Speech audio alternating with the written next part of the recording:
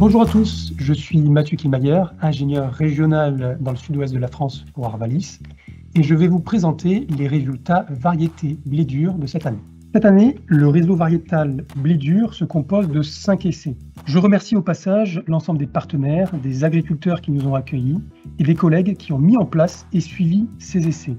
On voit de grosses disparités dans l'ensemble de ce réseau de 5 essais, avec notamment 2 sites, Montaut-les-Créneaux et La Masquère, en conditions très difficiles dès la dernière feuille étalée, avec de gros stress hydriques et un échaudage très fort. 3 sites se sont mieux comportés, Montesquieu-Lauragais, Laurac, Castelnaudary, avec un climat certes difficile, mais un sol plus profond et où des pluies mieux positionnées. Le rendement s'échelonne de 40 quintaux à 94 quintaux, ce qui correspond dans nos sites d'essai à des potentiels de rendement qui s'effondrent à moins 50% des chiffres habituels à plus 20%. Il n'y a pas de nouveauté cette année. Nous allons donc voir le comportement des variétés récentes et des variétés de référence.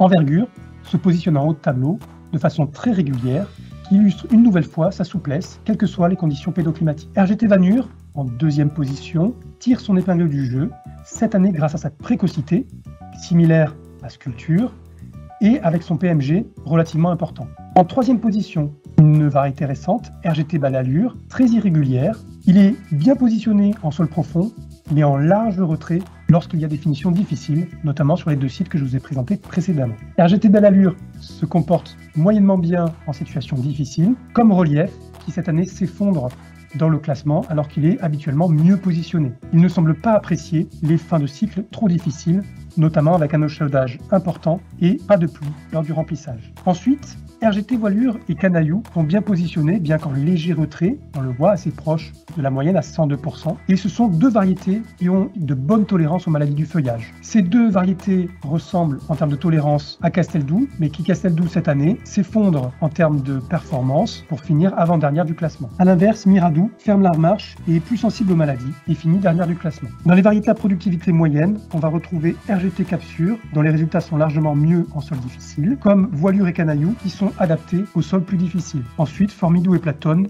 restent dans la moyenne. Quelques infos sur les maladies néanmoins, même si l'année n'est pas très propice aux maladies cette année. Un site était concerné par la rouille brune, notamment sur le site de Laurac, avec des nuisibilités importantes de l'ordre de 20 à 30 quintaux. On peut s'apercevoir effectivement qu'il y a des différences variétales sur la partie rouille brune. Canaillou n'a pas de rouille brune comme Relief ou RGT Voilure.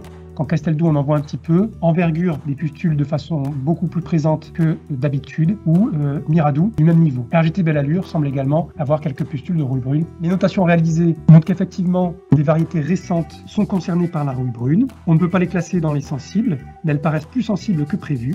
Elles sont donc à surveiller pour les années suivantes.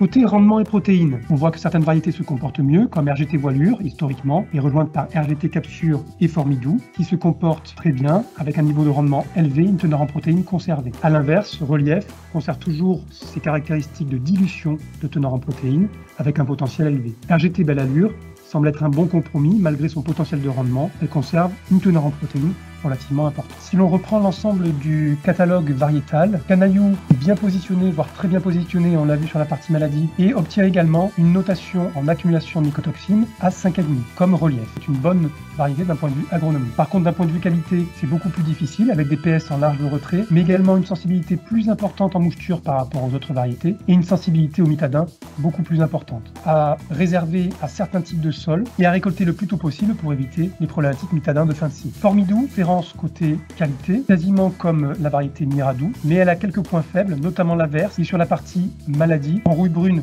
en léger retrait, mais également une bonne tolérance aux mycotoxines, c'est-à-dire comme Relief. RGT Belle Allure, avec un comportement à la maladie équilibré, on a dit attention, voire suivre la rouille brune correcte en septoriose, et on le voit sur la partie qualitative assez équilibrée, avec une protéine peut-être un petit peu en dessous, mais liée aussi à une partie mitadin. Donc attention sur cette variété qui a un petit B de 3,9, de bien réaliser l'apport qualité pour éviter toute dilution de protéines et dégrader la partie mitadin. RGT Capsure, avec un profil maladie équilibré, une notation mycotoxine à 6, c'est-à-dire supérieure à Relief, une très bonne notation sur ce critère-là. Point peut-être en dessous des autres variétés, la partie mitadin, où c'est un petit peu plus juste. Et pour finir, voici les conseils pour la campagne à venir, 2022-2023. Vous retrouverez l'ensemble des résultats variétés blé dur dans les Choisir et Décider qui seront publiées sur arvalisinfo.fr dès le début du mois d'août.